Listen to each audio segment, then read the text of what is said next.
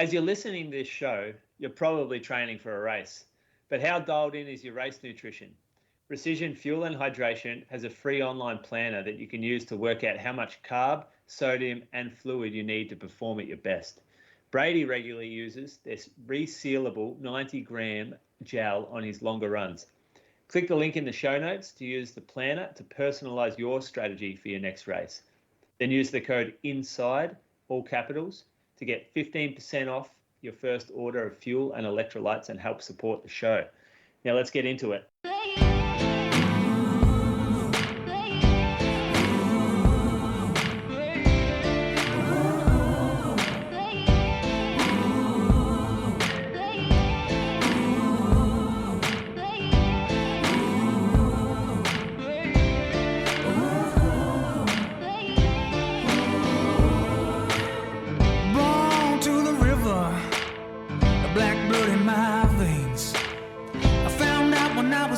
Child, that your skin can bring you so much pain. Now I hear you say you got the best of both ways. Won't you come and take a walk in my shoes and tell me if you take my place? Under cover of my skin, I've heard all your names. If it's all the same, I'll keep on walking. Welcome to episode number 337 of the Inside Running Podcast. Thank you for joining us for another week. Got a big show coming at you this week. We'll be talking all about the Australian Track and Field Championships, which happened over the weekend. Maybe a bit of chat about Boston Marathon, which is happening tomorrow. We got Croaks on the Loose written down here, which should be good. A few whispers, a few listener questions, all that kind of stuff that you come to expect on the Inside Running Podcast. My main man, who was away last week, is also away this week as well, Julian Spence. You may hear from him and Zaka at the end of the episode when I think they do like a little influencer's diary, like catch-up, where they talk about all the things that happened in Paris last week. So, yeah, you may hear his voice, but I've got his star athlete, Ellie Pashley. She's the queen of the Surf Coast Track Club. I think I've got her on the line down there in Aries Inlet. Ellie, how you going? Yeah, pretty good. Thanks, Brady. That's good. Welcome back to the Inside Run Podcast. Thanks for filling in again. No worries. I'm the backup girl, I told you. I'm here when you need me. Did you crack it last week when you heard that Reese was filling in? Yeah, I was a bit mad. Like, I figured though, yeah, if he'd said no, then you probably would have asked me. So that's okay. No, I actually really like listening to Reese. He's funny. It's good entertainment. My dad's just discovered the podcast since Osaka, so like 4 weeks ago, and he made comment. It's like, oh, that Reese guy was good. You should have him on permanently. And I was like, oh, Ronnie Trelfall coming up with the the feedback for the Inside Running Podcast and the praise for Reese, my other co-host. I think I've got him here. We've got some people ask, how do you go 337 weeks continuous without missing a week? This is one of the ones where it's come very, very close because his power is out in Canberra. He has no internet connection through his modem, but I think he's hotspotting a phone, sitting there in the dark, hasn't had dinner. Love the dedication for the show. Bradley Croker, how are you? Not bad, Brady. Yep, as you said, sitting in the dark. Got Viv's phone plugged into her laptop. I think her phone's at about 40%, and I think the computer's at about 80%. So let's see how much of the show we get recorded. No, we'll be right. We've got a big guest coming in from Athletics Australia, Adam Bishop, a bit later on as well, to talk about the next athletics program. So that's going to be exciting hearing from him as well. But Ali, let's go to you first. The listeners want to know, how's the fitness? There's 3 different marathons that you're doing in 2 weeks. You're doing Ballarat, Copenhagen and Hamburg. So it'd be great to get a race announcement out of you as well. Give us a bit of an update how things are going. Yeah, I was actually enjoying the rumour mill of which race I was doing. I was hoping that maybe I could keep my race on the down low until the day, but yeah, can't do that on this podcast. So yeah, I am doing Hamburg in just under 2 weeks. So I've just started tapering as of today. So yeah, it's been like, this is new territory for me, doing a marathon block and then trying to revamp again quickly to do another marathon straight after. I've never actually done that before. So I don't know really where I'm at. I feel like you have that, down week of the race. Not that I even ran the whole marathon, but recovering from that, and then building back up. And then I feel like you almost don't have time for the fitness to kick in. So you feel a bit like you're just chasing it for that whole next, like I had a pretty solid 5 weeks, I guess, and then tapering again. So, I mean, it's been really nice mentally, the short block, and I've taken a slightly more relaxed approach this time, which I've enjoyed. But yeah, I don't really know where I'm at fitness wise, but training's been going along okay. So find out in 2 weeks. Did you jump straight back into not jump straight back, but once you got back rolling again and into training, were you doing Wednesday, Sunday, straight back to marathon specific kind of work? No, we've done it quite differently. So I think, Jules, because we did that and we were doing pretty hard Wednesday, Sundays for 10 weeks or whatever, he didn't want to keep doing that. He thought that was either going to injure me or I was going to get stale. So we actually have gone back to Tuesday, Friday, Sunday, doing track work Tuesday, Friday threshold. So still a pretty decent volume session, but not like a marathon session. And then Sunday, hilly long runs and at a pretty decent clip. So yeah, different approach, which this is normally what I sort of do leading into a marathon phase. And I do feel like I get fit from this. It's just, I find it hard backing up the Sunday we've done a couple of the sessions, pushed them out to Wednesday just to get the extra day after the hard hilly Sunday. But it's been good to change it up. I think it's much better. Rather than just going back into the same stuff. Oh, mentally that would have been tough. And I think that training definitely works. It gets you fit for 5, 10 half marathons. It's, definitely some fitness gains there. Yeah, it'll be interesting to see how it converts. And I was talking to Jules today, and he was saying even in this next 2 weeks, we're not really going to be doing marathon pace stuff. He's like, I almost don't, I don't want you overthinking it where your fitness is at and stuff. We're just going to keep plugging away and go into it a little bit blind, I guess. Which, I kind of enjoying that approach. So, yeah. Any word on pace groups over there? And I guess your tactic is just go out at 2:23 low pace and try and hang on. Is that the plan? Yeah. So we got to submit a pace request, which I'm going to be very low on the priority list of who they pace for, probably the bottom. So I was speaking to Lindsay Flanagan, who is an American girl who was actually going to be doing Hamburg, but she's just pulled out. But she was saying that one of the German girls has requested 2:23 something. So I think the German third spot at the moment is maybe around 2:24 flat. So to get into that third spot, she'll need to run maybe a little slower than me, but somewhere in that range. So I'm hoping that she'll have a pacer. But I don't know. Yeah, I mean, I'm not going to know until we get there exactly what it is and if there is even a pacer for around there. But Kieran, one of the guys who did Osaka, one of the few people that had a good day at Osaka, he's actually going to come to Hamburg and run with me, which is, very, very nice of him. So I'll have him to help out, for whatever pace. If it doesn't work with the pace group as well, it'll be nice to have him and we can kind of make our own plan, but we'll have to see when we get there. Does he work? Yeah. Seems like he's been on a year-long running trip. Well, he has. So he finished up working last year in July, I think it was, and went traveling.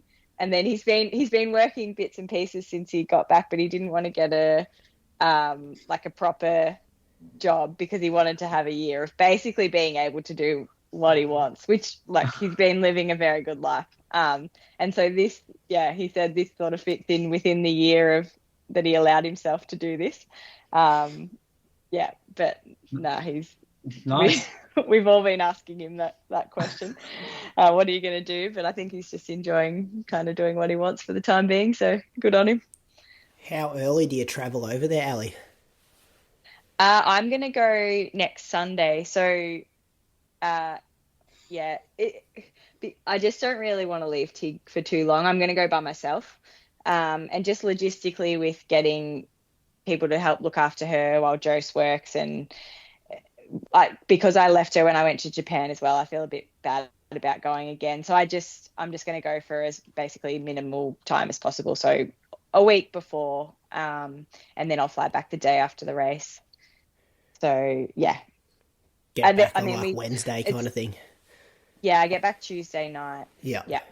So the other option is to take her, like it's so expensive at the moment to go to Europe, and then to take her and mess, the time change really throws little kids out.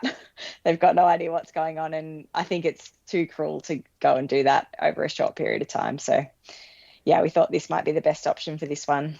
Yeah.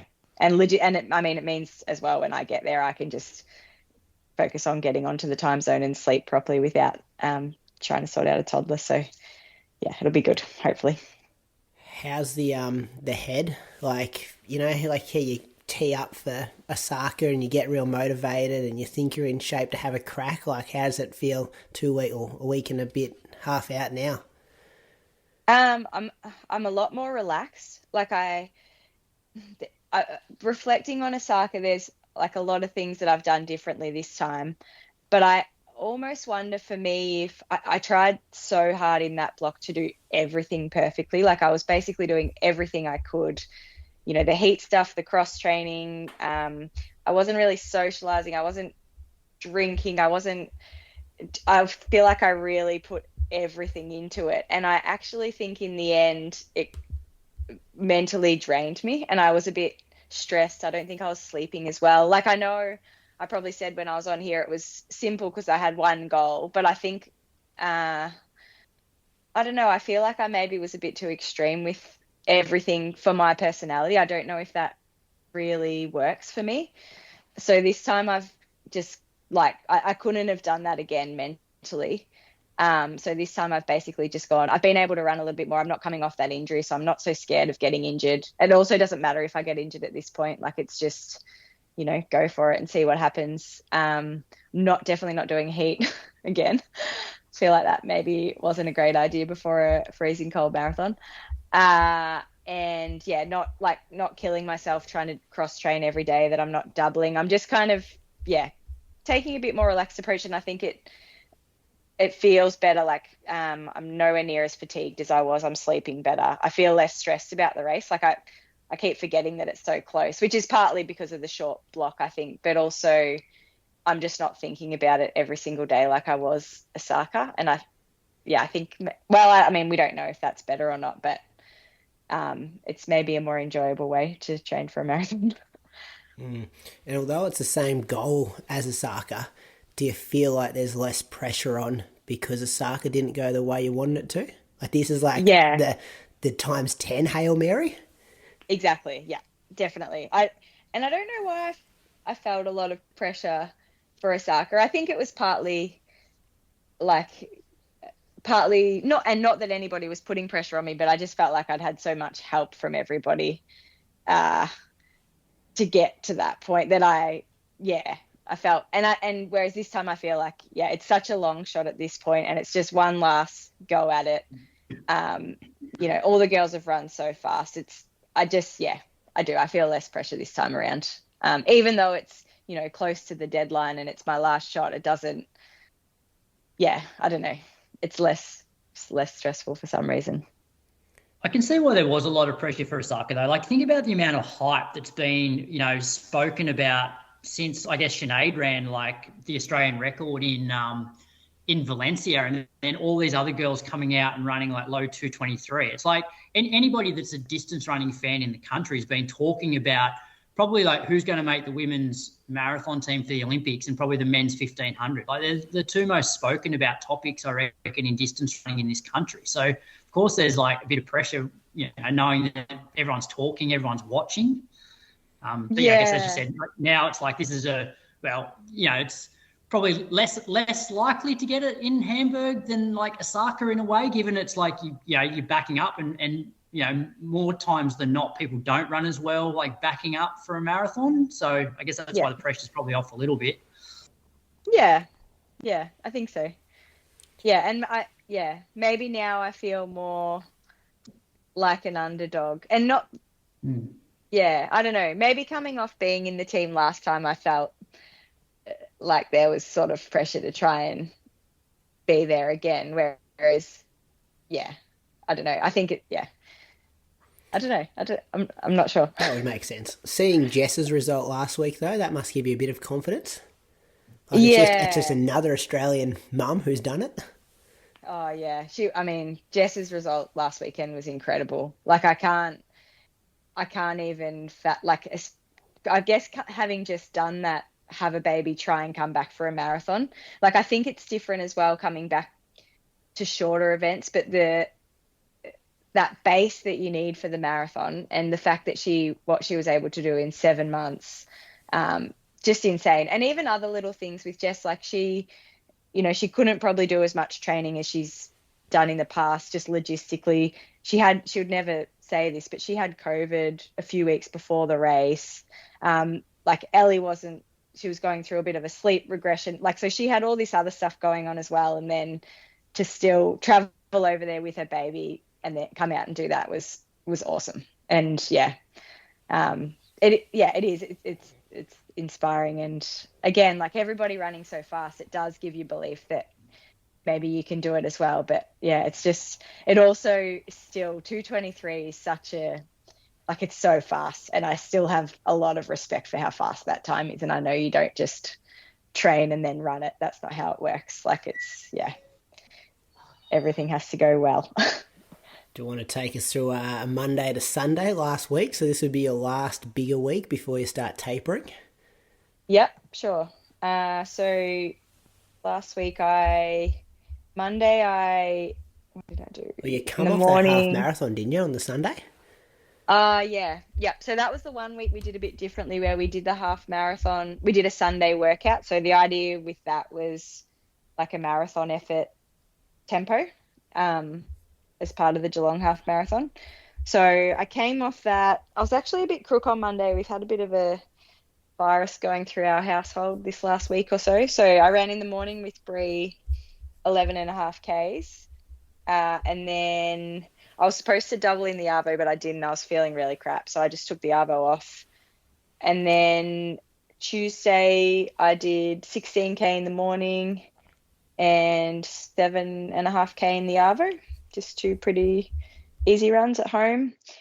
Wednesday, I was actually supposed to do a workout on Wednesday, but again, I was still sort of coming off this sickness. So I asked Jules if I could push the workout to Thursday, and Wednesday morning I just ran 18K instead. Thursday morning, so we did 30 by minute solid, minute float. So it was like an hour fartlek, and he didn't really give instructions as far as effort went, but I said to the guys before it, like, I think maybe if we aim for sort of a little bit faster than marathon pace for the ons, maybe like half marathon effort, and then float, sort of 20 or 30 seconds slower, depending on how we feel. So I did this with Kieran and Liam Hanrahan. So Liam Hanrahan had just come off night shift from work at Geelong Hospital, which was pretty impressive. He did 20 reps with us. And I think for the whole session, we did just over 17K, averaged 3:30s. And the ons, they were kind of around 3:15 to 3:20. And then the offs were around 3:40, 45. A few of these were a bit faster and a bit slower, depending on whereabouts on the loop we were with the wind and stuff. But, that was kind of roughly what they were.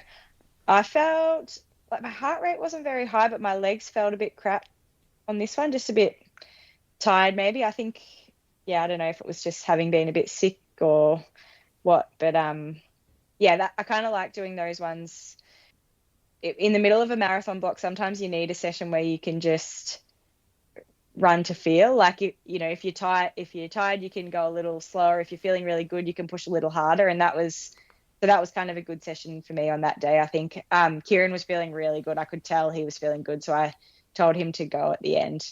and run off on me, which he did. You know, when you're running with someone doing a workout and you can tell they're like doing it antsy. easy. They're just, yeah. Every time we started and on, he'd like take off and then he'd sort of slow down to almost come back to me. And I was like, no, you just go. Do you program that into your watch? Like 30 reps is a lot to remember. Or you're just looking at the overall time. I guess you go into an hour. Yeah, no, I did program it in that day. I sometimes, I don't often, but that one I was like, oh, I'll be looking at my watch all the time. Yeah. I'm pretty bad at looking at my watch too. So I was like, I think I need to do this one. So, and then we didn't look at pace at all. We were basically just going on, off, on, off. And it's amazing how when you do that, it still ends up being really quite similar. Yeah. Tell me more about you're really bad at looking at your watch, because I think I'm also a bit like this. I just, when I'm doing reps, like I think I look at it a lot to make it, especially if I've got to try and sit on a certain pace. I think I look at it a lot to make sure I'm on pace. And yeah, probably hard sessions, I'm looking at it to see how long I've got left. Yeah.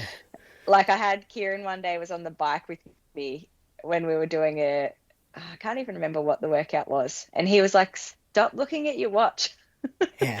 Why are you looking at it so much? And he was like, let me tell you how long you've, like, I'll time so you stop looking. But yeah, I think I like trying to hit the paces, so I think it's partly to do with that. Yeah.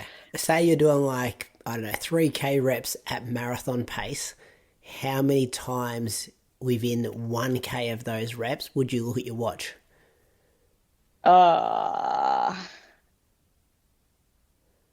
2 or 3, maybe. Okay, that's not too bad. Last K would be more than that, though. Oh, yeah, last K. Flat Yeah. out. Threshold, I'm good. I don't really look at my watch much in threshold. I only have heart rate showing, and I only check it to make sure I'm roughly in the range if I feel like I'm going a bit hard or a bit easy. But I am actually pretty good at switching off for those ones. Yeah, it's more when there's a set pace for a set time. That's where I look at it a lot. Yeah. Yeah, I much prefer doing sessions without set paces, to be honest. I don't like paces. I like just running to feel. But I understand that there are times where I need that. And it's probably good for me to do that, particularly with faster stuff, because it's my weakness and I find it hard. I probably wouldn't push hard enough for some of the shorter, faster reps if I'm not, busting to try and hit a split. Yeah, it's an interesting one. I think the more you train by yourself as well, the more dependent you become on the watch. Yeah, true. Yeah. Anyway, we should be better at listening to our bodies at our age and experience of running. Yeah, definitely. Next day, I just did 13.5 in the morning, town loop around Aries with Lainey. And then in the Arvo, I started on the treadie, and then Joe actually came home for a lunch break, which I wasn't expecting. So that was nice. Then he stayed here and I went and ran outside. So I did about 7 and a bit Ks that Arvo. And then Saturday morning, I did an hour with Kieran just out the back of Aries again. I've been doing lots of hills this block too. That's the other thing. I was being really precious in the last block with hills because I felt like that femoral stress I had was maybe a little bit related to running too many hills. So I was avoiding them and just running as flat as I could every easy day. And whereas this time I'm like, no, I'm just going to go and run the tracks I like and run hills and enjoy my easy days too. So that's been fun. And then Saturday Arvo, another easy run with Kieran, again out the back of Aries. He lives in Anglesey, so we can kind of drive.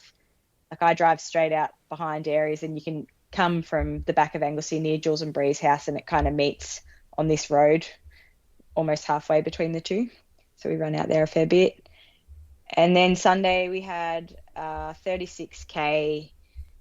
The instructions were just solid over hills. So we had a good group for the first 22K or so. We did a little loop from Anglesey, and then Matt Gunther's doing Great Ocean Road, so he had 40Ks, and Kieran had 36 as well. So the three of us just added on another hour or so on from there and went and found some more hills. So 4:15s for that one. That was like that's probably roughly the pace we do all of those runs. And the climbing varies a little bit, but it's usually around 500 meters or so.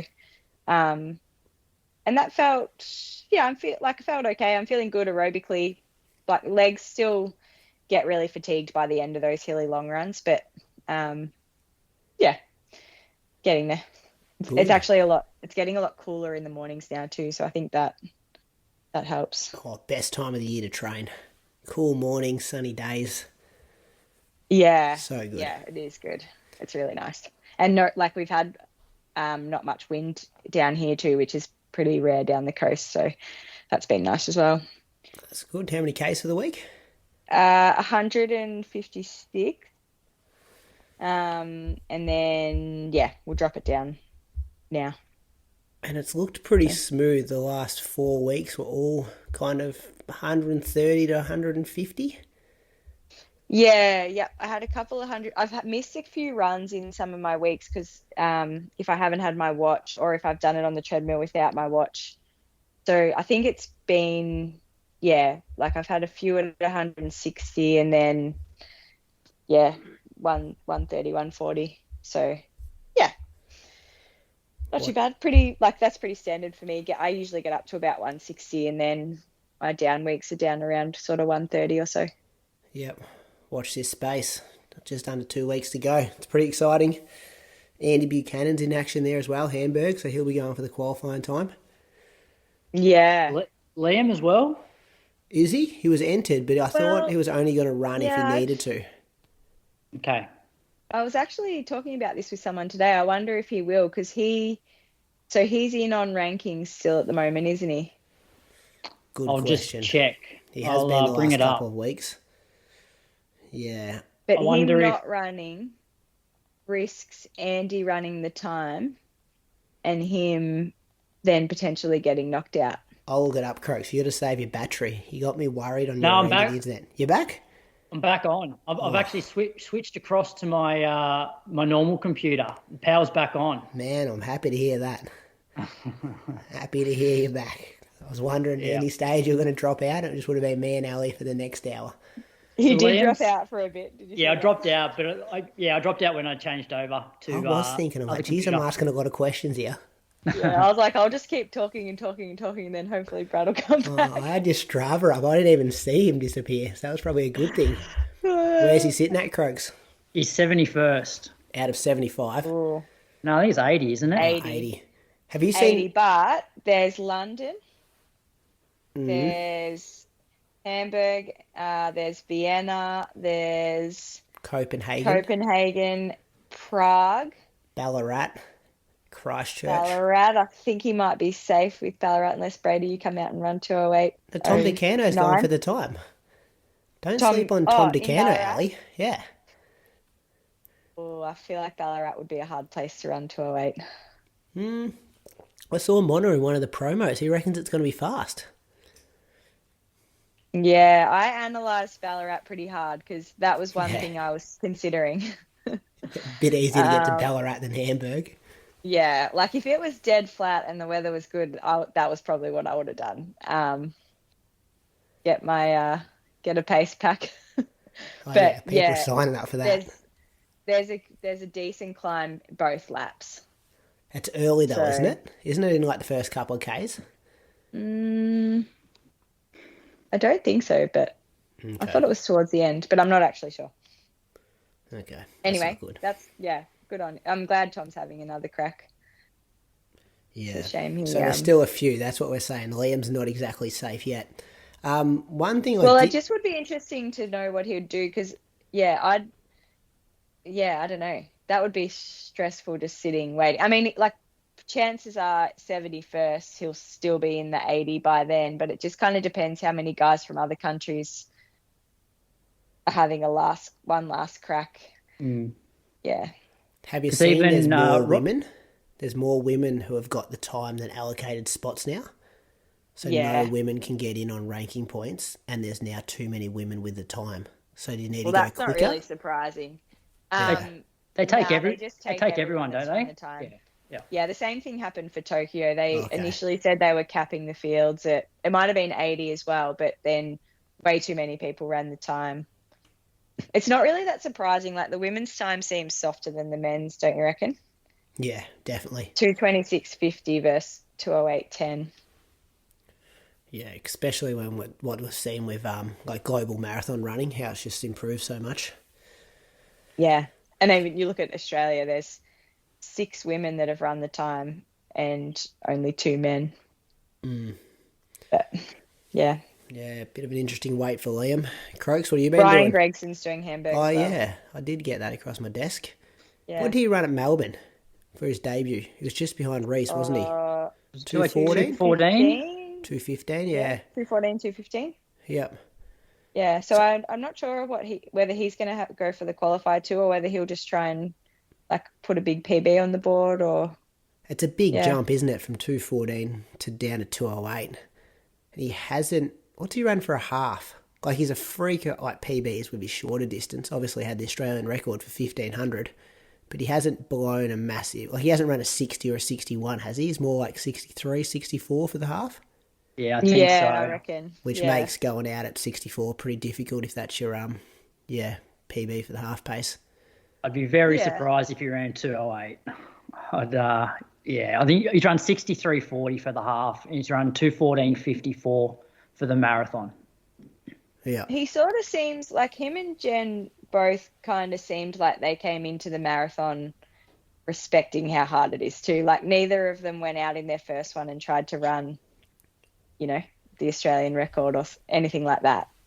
Like I'm not sure what his psychology is, but it seems like he's, went and, I think Melbourne maybe was just trying to win, but like he's sort of just plugging away at the half and trying to gradually get better, and Jen, her first one, she just tried to break 2:30.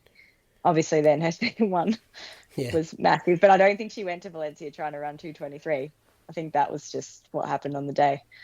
Yeah, both had the domestic debuts and then went overseas.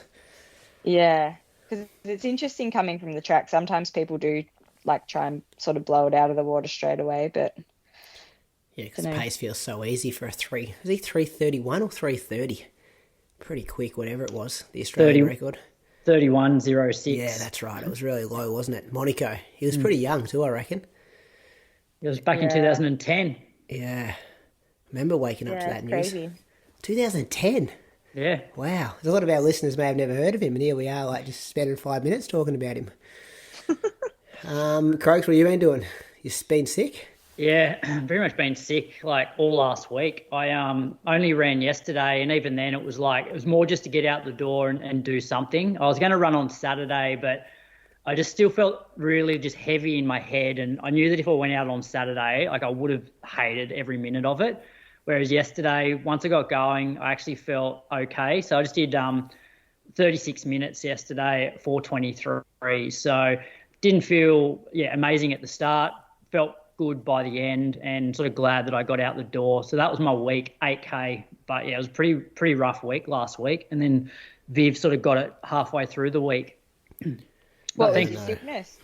So yeah, I don't know. Like I had like a couple of days of fever, then headaches, bit of a cough. I remember there was one day where like I felt like I was going to like fully collapse. Like I blew my nose, and then the next thing I started to just go all dizzy and thought, going to fall down.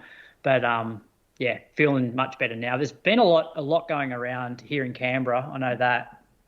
Yeah, there's been lots down here as well, and lots of weird viruses like that. But I think I'm over the worst of it now. So I ran like 45 minutes today, and hopefully get back with the group tomorrow for a light session. That's good. I'll whistle through this week before Adam Bishop comes in. Monday morning, I was coming off 3 hours on the Sunday, so it was 70 minutes in the morning at 4:48 pace, and then 8K in the afternoon at 4:31 pace. On Tuesday, I did 20K at 4:25 pace in the morning, and then 8K in the afternoon. I've got this new loop, 8K door to, like from my door. It's just a beautiful, like, bushy trails. Just did it, I think, every single afternoon last week. So been enjoying that. That's going to ramp your mileage up to the 8K double. Yeah, I mean, because it's like I haven't been on the treadmill at all last week. Like it's just nice afternoons, like 18, 20 degrees. Just love it. It's yeah, beautiful time. I think I say it every time of the year when we do the podcast this time of year. Like when they burn the paddocks, you probably don't get it, Croaks, because you live in a city. But Ellie, do they burn paddocks down in like where you live? The farmers? Oh, they're burning the national parks. They're burning off at the moment. Like we've got smoke everywhere right now. Oh no, so this isn't smoke. It's like, you know how they just rejuvenate the earth? So they'll just have this like, I don't know what exactly happens, but they just burn the paddocks down and make them all black. burning off. Yeah, you're a farmer. I forgot about that. But whatever they do, I'm not a farmer. the smell in the air isn't like a bushfire or like thick smoke. It's just this beautiful scent that just sits in the air, and it's just beautiful when you're out running and you can smell it. Maybe it's just me, but I quite enjoy it. It's maybe slightly different here, but here it creates like an eerie kind of light. Yeah. Like everything's a bit yellow. Yeah, that happens here too. Kind of cool as well. I know what you mean. I don't like it when it's really smoky. Nah, definitely not smoky. Run. Yeah. Yeah. It's just like it's a bit of an Instagram like filter on your runs. Yeah. Just sits on the top, yeah. And in the mornings it's nice, and yeah. Anyway, Wednesday did a workout, 4x4K off 500 metres jog. Hit my goal marathon pace, but my heart rate was probably a bit high. Felt like, especially towards the end, it felt like I was running more threshold effort than goal marathon pace effort. So it wasn't good or it wasn't bad. Like I did the workout that I wanted to do, so I ticked the box there, but it still didn't feel like I wanted it to feel. But I did have a lot of fatigue in my legs going into it, so kind of didn't help me make up my mind whether I was going to do Ballarat or not, but good to get it in the legs. In the Arvo, I ran 8K. I reckon you're in the exact same boat as me. Like we've both kind of rushed back in. Yeah. And everything, the effort for the paces just feels a bit higher than it did 2 months ago or whatever in the middle of that other block. And spot on. Like, I know exactly what you mean, but I feel like I've seen people do this before, and then once you taper, and because you haven't really been able to absorb any of the training yet either. That's it. And that won't be until you taper. I feel like we can turn another big page. Like I feel like I've turned a page in the last 3 weeks, and then I've still got another page to turn before the race. Whereas with Osaka, I was like 3 weeks out, I was probably ready to race. Like when we did that workout around Albert Park, we could have maybe held on to that pace that day if we had to. Yeah. So that's it's just a weird feeling because it's so different than what you're used to. In the AM on Thursday, I got out for an hour 20, listened to the Road to Berlin reunion episode, enjoyed that with Jimmy Friend, Paddy Stowe, and your guy, Rob Wilson. I forgot his name on the monthly episode the other day, Croaks. We couldn't figure out if his last name was Wilson or not, but that's definitely his name. So enjoyed hearing their voices again. Good recap from Rob about Canberra Marathon. Then 8K in the afternoon. Friday, did 2 hours, 4:23 pace, just on some dirt roads. Did 8K in the afternoon. Saturday, did 70 minutes and some strides in the morning, and then 8K in the afternoon. And then on Sunday, I did a 25K tempo run, averaged 3:26. This one gave me a lot more confidence for Ballarat. Like solo, beautiful morning, no atmosphere, but the pace came a lot easier. Obviously, because it was a bit slower than the Wednesday workout, but just the effort level was just felt good. The heart rate data was good. I rolled the last K in like 3:11 just because I was feeling good, and I was just like, I just want to see what's in my legs here. What were you wanting to? What was the aim of that one? Well, 3:29 is 95%, like breaking 2:20 pace. Yep. So I was like 3:29s, but I actually, going back to that not looking at your watch thing, I just put my K splits on, and I only looked at my watch when it beeped. So like I never, because I'm the same as you, I would look down 2 or 3 times every K just to make sure I'm on track. Whereas I was just kind of letting it flow out, and it would just be like, I think 2 out of the 25 Ks I probably ran slower than 3:29, and the rest I thought I was running 3:29, and they were coming in at 3:25, 3:27, 3:24, stuff like that, which I think is a good sign when it comes out naturally like that. You're not kind of chasing the time. So, Yeah. that one gave me a lot more confidence. And then got out no, I didn't. I just did a cool down. Then I was off to my first morning of organised junior sport with Auskick, which that was nearly harder than the 25k tempo. All the parents hooking around and balls flying everywhere, and welcome to the world of organised sport. Welcome to your life for the next 20 years. Went for like an hour and 10 minutes too. It was a long session, but we got there. So that was good. That was my week. Did Hudson love it?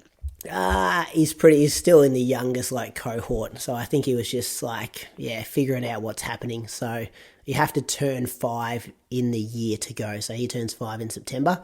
So he was pretty much one of the youngest kids there and wasn't quite sure what was going on for the first, probably 30 minutes. But he won an award. There's probably 100 kids and they gave out 5 awards and he got an award. So I was pretty proud of him. I'm not sure if it was a bit of a sympathy. Congratulations. You didn't do much. You were a bit little, but you got the award. Well done. Or I did know the guy handing out the awards, and I'm like, I hope he hasn't just given my kid an award because I know the guy who's in charge. And I'm like, please don't be that kind of situation. So, it was a very... that would have made his day. Is it still like a Macca's?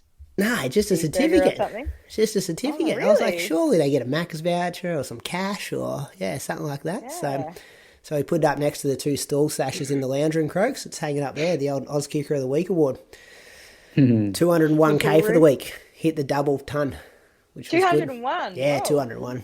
If you're not doing 200Ks, I think I've done 205 once, building up to Valencia maybe. I was on school holidays as well. It's worth noting that. I wasn't doing a lot of work last week. So that's what... Good, Brady. Yeah, so hopefully that next page I'm hoping it's going to turn. I just chuck a 200k week in there, and hopefully it just kicks in any week now. When are you deciding? I think I'm just going to race. I just got nothing to lose. Unless I'll just race the Ballarat 30k. I'm telling myself, and then if it feels good, I'll finish it off, and if not, I'll just pull out. We just run over 200k. You'd want to be running a marathon. No, I think you could run 200k. You'd run quick over anything. We don't do enough k's in Australia. I'm getting on the high volume thing. Minimum of 180, 200. Yeah. That'll go down with the wife well. So, how many hours was that? It's not. People think about not 14 and a half hours. That's not a lot, is it? If I was playing country footy, I'd be away the whole day Saturday for 6 hours. Couple of footy trainings during the week. That's probably the same amount as some of my reserve football mates spend away from home a week, easy. Especially if you go to the footy function Sunday night too. Yeah, 100%. It's pretty good bang for your buck, 14 hours for 200Ks. Anyway, Croaks, I'm going to try and get our guest in, Adam Bishop, thanks to Athletics Australia. I think I've got him here. You want to read his bio out, Croaks, before I add him in? Yeah, so Adam's the General Manager of Growth and Development at Athletics Australia. Adam's role includes responsibility for coach education, development and delivery of school products and programs, and junior product development, including Next Athletics. Now, Adam was a top-level runner himself. He went to the US on a college scholarship. He won the under-20 Australian Schools 800-metre title, represented Australia at the 2006 World University Cross Country Championships, and has a marathon PB of 2:31. Adam Bishop, welcome to the Inside Running Podcast. I think I've got you there. I think so. How you going, guys? Can you hear me? Yeah, good. We can hear you loud and clear. Thanks for giving up some time for the Inside Running Podcast tonight. No problems. It's great to be on, actually. I've listened over the years, so it's great to join the crew. Now, I'm not sure who wrote that bio, but they've gone with the old 2:31 marathon PB, but they've left off the 1:53 800, the 3:50 1500, and the 8:26 3K. Stitched up a bit there, I think. Well, it's no surprise that you guys have done your research there, but look, I'd probably like all of those to be a little bit faster, to be honest. But you know how it's like, injuries and so forth over the years. But we'd still like to have another crack at a marathon at some point if I can get the body together and work that in and around work and life as we all try to do. Which college did you go to, Adam? I went to a college called Belmont University, which is over in Nashville in Tennessee. Nice. That would, we see a lot of Australians go over now, but there wouldn't have been too many back then. Not that you're that old, Adam, but I'm talking about a different generation of kids going to college. Yeah, absolutely. I think it was probably starting to grow a little bit at that time. Obviously, over the years, many Australians have gone to college, but certainly now there's been an explosion in the number of athletes over there, and you can obviously see the quality of performances off the back of a lot of those athletes going over as well. So I think it's a great opportunity for those that get to do it, and it's certainly something I'll look back really fondly upon. And before we get to the next athletic stuff, you're always based in South Australia, I think. Were you at the National Champs over the weekend? I was, yeah. I've been in Melbourne for 6.5 years now. So I used to work for Athletics South Australia as the CEO there. So it was great actually to get back. It was fantastic walking around the track over the last few days over the weekend and catching up with a heap of people I hadn't seen for a while. So it was great to be back. But certainly at the moment, Melbourne is home. Highlights from the performances? I feel like this question was always going to come, and it's really hard, obviously, to pull out some highlights. But I think, without mentioning maybe specific names, I think the really exciting thing is just the crop of young athletes coming through, and no fear, and well, maybe we will go into some names, but Claudia Hollingsworth and Luke Boys, both in the 800 metres. What a performance there, and obviously it's hard to make a team at the moment, and that's I think really exciting for Australian athletics, and great to see the fearless running from young and old. So yeah, just a really, really great time I think for distance running in Australia at the moment. Yeah, spot on. It was like that, just like watching it at home, just like not 100% sure who's going to win this, whereas in the past years I think you'd kind of say, oh yeah, there's one or two names it's going to be out of, but to see most races where you could go as deep as 4th or 5th could be the potential winners means our sport's in a fantastic position. Absolutely. Yeah, and even, Matt Ramsden, how on earth he got up the inside and won that 5K, but, some great upset performances, I think, over the course of the weekend as well, and it's obviously ultra competitive in an Olympic year to try and make those teams. So I think there's probably some more exciting stuff to come over the next few months. Yeah. Now, Next Athletics, tell us all about it. Yeah, so Next Athletics is a really exciting project that we've been working on for a couple of years, and has probably been a much longer than that in the making. So it's a junior athletics program. It's the official junior athletics program of Athletics Australia. It's aimed at kids 3 to 12 years of age.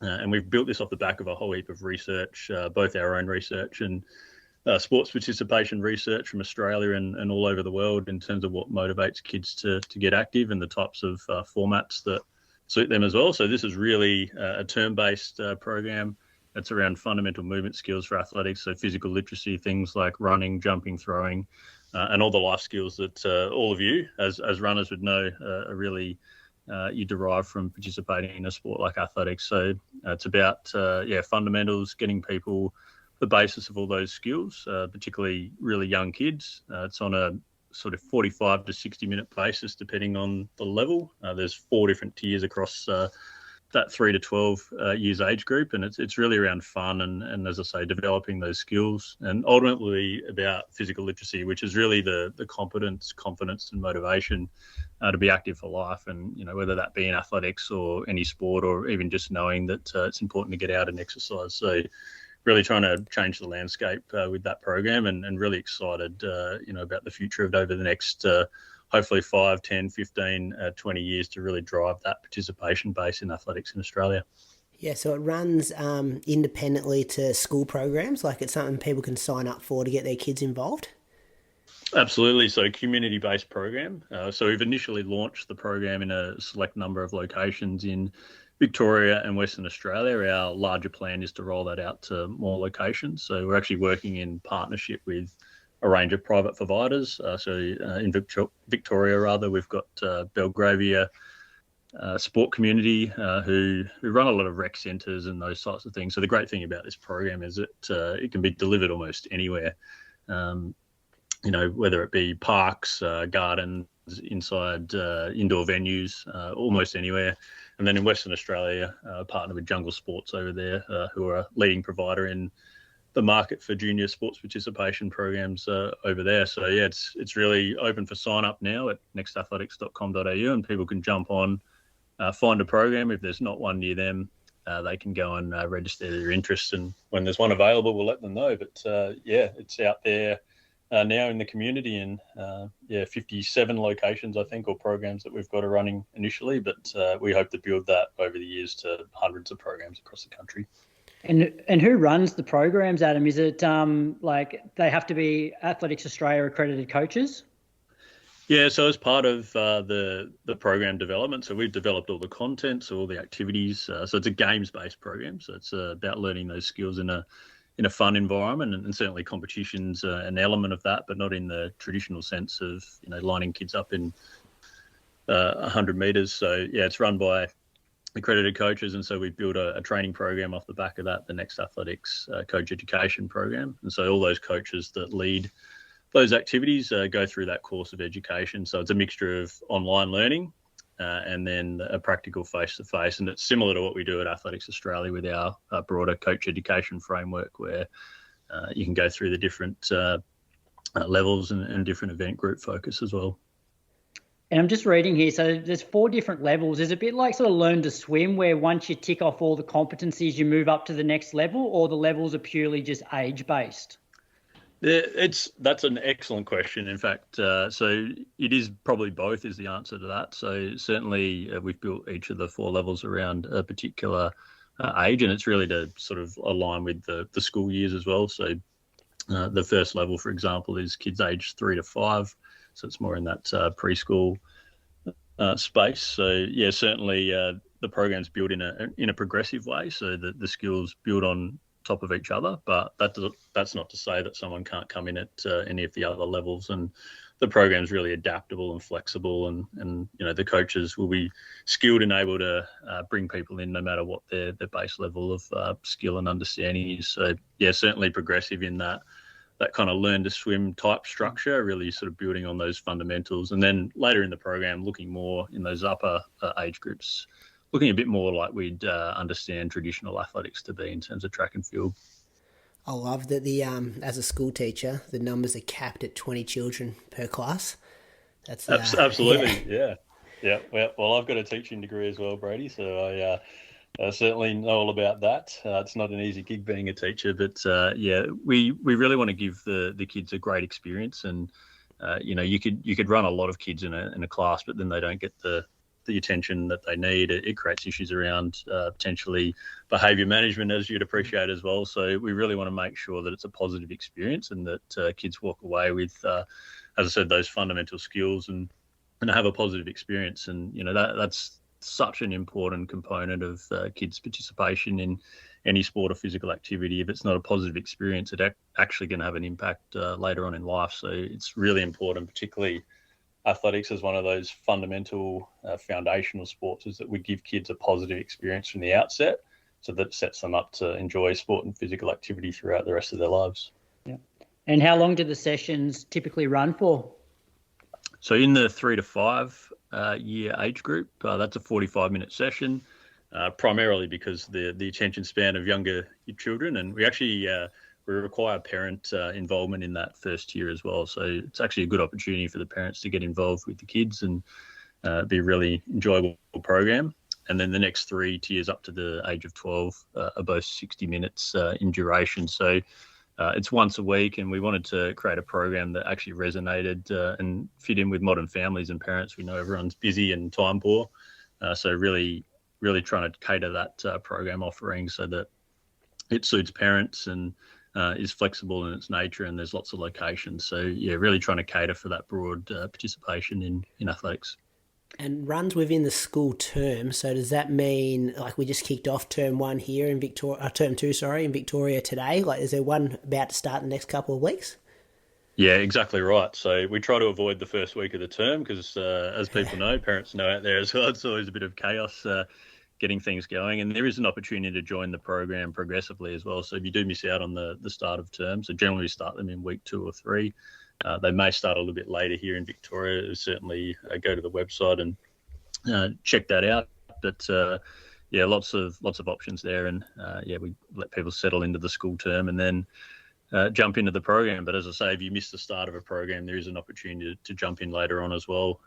Sort of 2 or 3 weeks down the track, and we'll fit you in and make that work as well. Yeah. And Adam, sorry, Brady, how long until programs will be running in like ACT, New South Wales and Queensland? Yeah, great question. I probably can't answer that directly at the moment.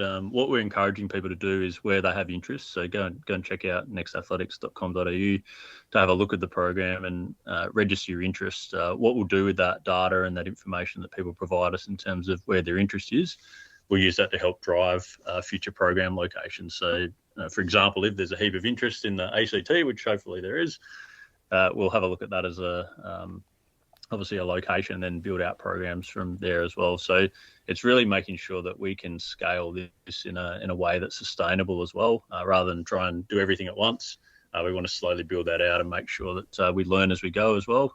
Any new program, obviously, we'll be monitoring it and tweaking as we go. But yeah, from what we've heard and the feedback that we've had so far for people that have been involved in the development and actually seeing the content and even the coaches going through, I think this is it's a really great program. That's the feedback that we're getting, and yeah, look forward to being able to roll it out all across Australia in the months, or weeks and months, and even years to come as well.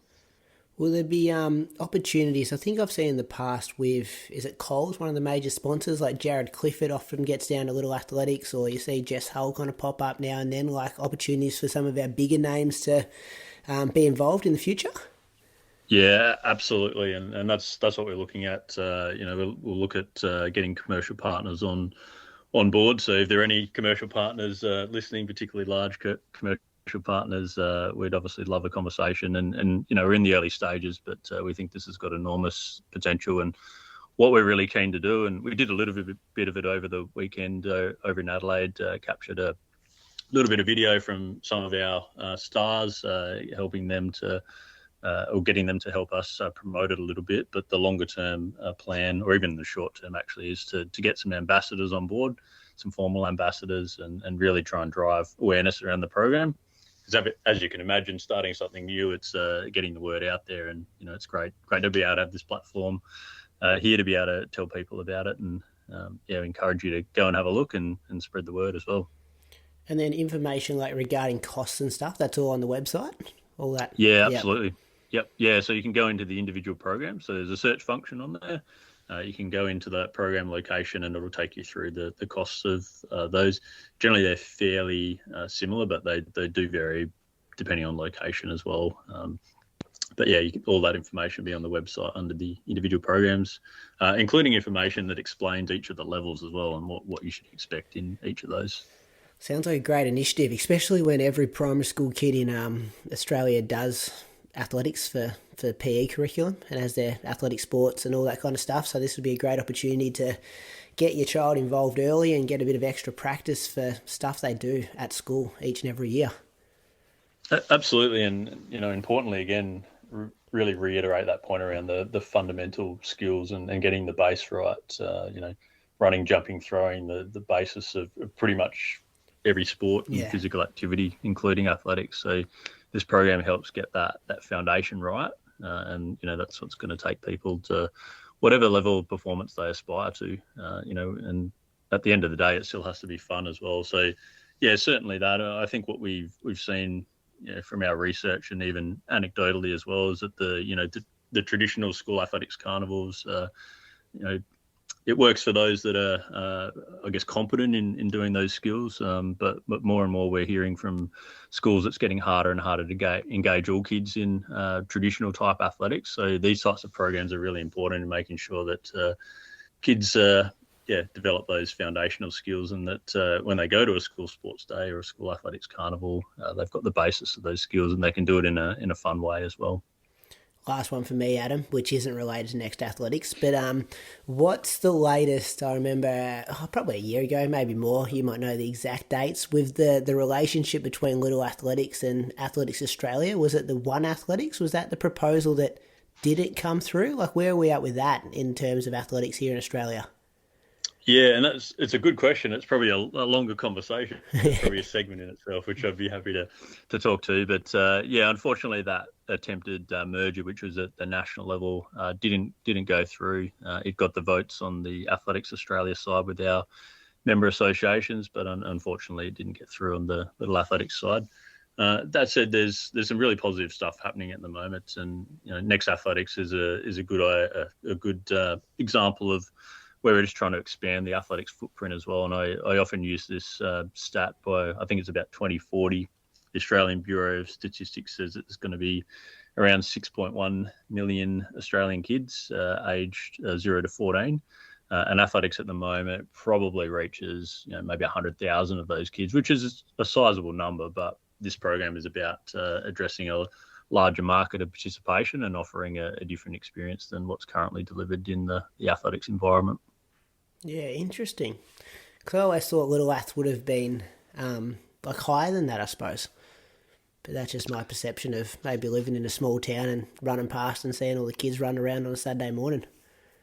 Yeah, certainly it's got large participation, and even our programs that we run in sporting schools, which is a federal government program. So we run programs in probably close to 1,000 programs each year. 122,000 kids we reach through schools through the programs that we run as well. So in aggregate, I guess athletics has got really broad participation, and I'm still hopeful that the administrative side of the sport will come together one day. But for the moment, it's about offering as many opportunities for kids as possible to get involved in athletics, and importantly, as I talked about before, having a really positive experience so that they remain in the sport, or they go and come back later on as well. And I think that's the opportunity for athletics. The sky's the limit in terms of the growth opportunity going forward. And, there's certainly pressure from other sports, particularly sports with larger budgets than athletics has. So, our opportunity as a foundational sport to really reach more kids is important. And that's essentially why we've created Next Athletics.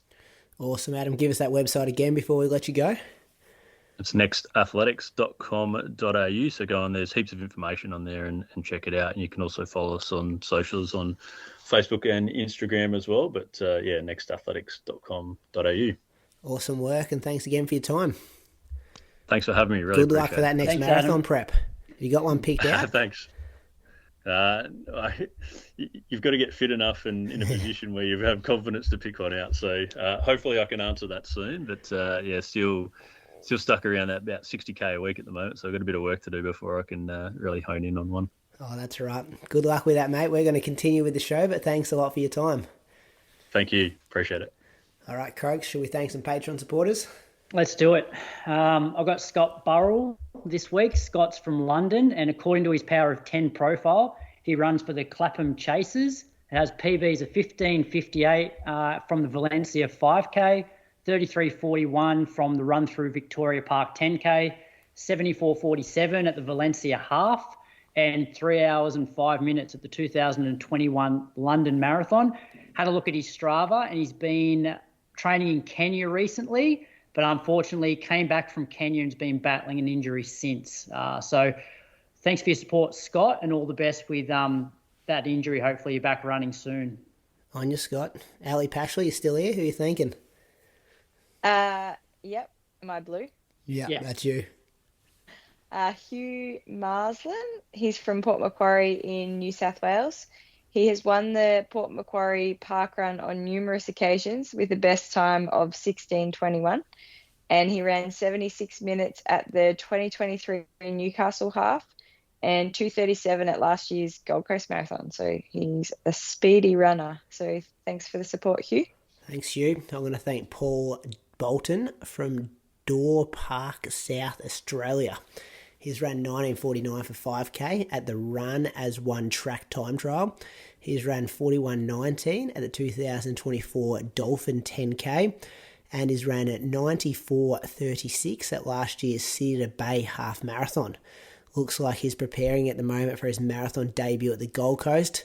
12 weeks yesterday, wasn't it, Croaks? I reckon. It was, yep, 12 Starting weeks. to see a lot of that on some programs I'm writing. And we think he is an IT project manager with Eldercare, which fits, Our Patreon supporters often have big titles like that next to their names, so that doesn't surprise me that Paul Bolton is the IT project manager. Thank you to all our Patreon supporters who keep the lights on each and every week. Couldn't do the show without you guys. No way we'd be going 337 weeks without our legends over there at Patreon supporting us. Last week you got a big week of content, so we gave her the interview early, And we also gave you a monthly episode, and we gave you a reunion show, Road to Berlin. So there was I think 6 hours of content, something like that, last week on Patreon. So if you're not over there and you like what we do, you can support us for as little as $5 a month. You can also sign up to the different tiers where you get early access, or you also get bonus content. Keep an eye on there tomorrow because I'm recording an interview at about 11 a.m, which I think will go down pretty well. It'll be everywhere on the weekend, but patrons will get it early tomorrow. Who is the surprise? Yeah, someone you know pretty well. Someone who did something pretty amazing last week. We're going to go deep into her training, unpack it all. You know what I'm talking about? And Yeah, this will be Pretty good to obvious. hear. Pretty obvious, I reckon. you got to keep it as a bit of a cliffhanger, guys. And how you run 2:23, yeah, and how your husband also makes the 800-meter final. Like, that all happened in the 1 week. And people were like, Reese was blown away last week. So we're going to go into the routines, the training programs, all that kind of stuff. We're going to go deep with Logistics. logistics. I don't know how they manage those logistics. Well, those keep two. an eye on that Patreon feed tomorrow at about 1 p.m, Ellie, and you'll see a detailed episode. If you're really into logistics and routines and data, we're going to go into it all. Might ask as well, you might know this question, Ellie. Like, I'm imagining that, like, when the selectors come up with this selectors discretion, can people put their cases forward? Like, could Jess be at the nationals yesterday in Adelaide and see a selector and just be like, hey, pretty good at comm games, remember those hills? Have you seen the hills of like, is it like Succession a bit where you try to do that. she definitely wouldn't, but is there an opportunity to kind of like, because everyone knows who the selectors are, to have a good relationship with them beforehand? Nah, you can't do that. That's Well, you can't be friendly with people. Well, I mean, you could do that if you wanted, but they're not going to be like, oh, such and such was talking to me at this meet telling me they're good at hills. That's not how they're going to pick the team. Not to that extent. But just be like, hey, did someone give you a coffee before? Did you want a coffee? Stuff like that. Bribery. I should, might need to get onto that with Sean Crichton over the next few months. They'll select the team, and then I think you have the opportunity to appeal. So, I mean, there's going to be so many appeals. There's no way the team may pick. I reckon there's going to be appeals too. Yeah. No matter who gets. Yeah. Oh well, yeah. I don't know. I just think everyone's got such a strong case. The thing is, everybody's got a case. Yeah. Exactly right. Like, yeah, you could look at any one of those 6 girls and be like, they could each say, I should be on the team because of this. So, yeah. But I don't think you can put your case forward before. I think it's only afterwards when there's like a window for appeal.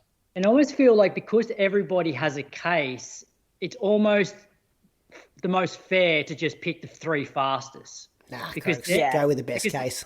No, because then it's cut and dry. And then, like... It's not, though. They run on different courses. We had this argument last week. Different courses. I feel like appeals can be shut down a lot easier when you just say, well, you haven't run as fast as this person here. So I think it protects the selectors a little bit by them just choosing top 3, even though you could make a case for all the others. It gets real murky, I think, once you start saying, well, this person should be selected over this person but they haven't run as fast as that person. It's going to be interesting. I think so too. And I think just because, it's almost because they are so even, like, how can you not take the top 3 really? Yeah. Because it just sort of seems like, like you said, there's too many arguments any which way. So it would save a lot of controversy, you'd think, if they just take the top 3. And because even with head-to-heads, you're like, well, she beat her at this race, but then she beat her at this race, and she's run well at this championship, and, she was good on hills. It's too much, The most disappointing thing is that there's some really, really good runners that deserve to go to the Olympics that won't be going to the Olympics. And that's the saddest thing about the whole situation. Exactly. Yeah. But then, imagine being a Kenyan or Ethiopian marathoner. Yeah. Japanese. That's next Those level. 2 girls in Nagoya. There's 40 girls at home disappointed that should be at the Olympics. Yeah. So, but yes, I know what you mean. It's it is a shame. But whoever doesn't get picked, they'll go and run really fast in the second half of the year, or that's motivation for the next Olympic cycle. Like there's, at least with the marathon, you know, you've got the majors, there are lots of fun, exciting things you can do.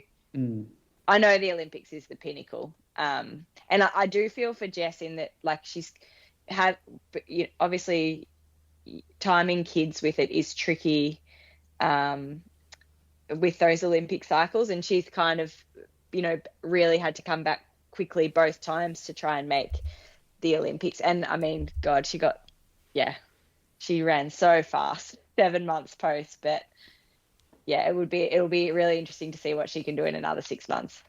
Did you see, talking about the Olympics, World Athletics now going to pay $50,000 per gold medal? It's good. That. Yeah. People are like amazed by that, but it's sort of crazy that it was don't you think that's crazy that it was still no prize money? I think athletics was one of the first sports to do it though, isn't it? So I think swimming, they were in the same article I was reading today, like they're now considering it after athletics have started it. It's a lot of events, though. It's just funny that that's the pinnacle of our sport, and yeah, you know, you make before now no money from that compared to when we're talking about how hard it is to make the team, and then you've got to make the team and beat everyone in the world, like the best three from other countries. It's not about money, is it? Like I can't imagine anybody would choose a different race over the Olympic marathon. No. Maybe if it was a matter of survival financially. But yeah, it's really, Hopefully, because that so started now, just keeps getting more and more money. Because even second and third don't get anything, whereas at the World Champs and stuff they do. Anyway. Yeah, right. So it's only first place. Only first, 50,000. Let's talk about nationals, Croaks. You want to start with the 800s? These were both exciting races. Yesterday afternoon, Sunday Arvo, sitting back, watching these. Yeah, so just the nationals as a whole, like the middle distance races were phenomenal, and like I thought the coverage was really good. Like I enjoyed sitting down watching it. You know, it wasn't that many years ago that you would actually never be able to see the national championships. You'd just be seeing results online. So to be able to like jump on a 7+ app and be able to watch pretty much a whole weekend of athletics, I think is really good. And look, outside of probably I think the women's 1500 was probably the biggest like letdown of the middle distance races. Every other race was just captivating, and as you said in the previous interview, Brady, it was like you didn't know who was going to win. So if we start with the 800s, like women's 8, Kat Bissett, she made the race pretty honest, made it fairly fast, and then girls sort of lined up behind her.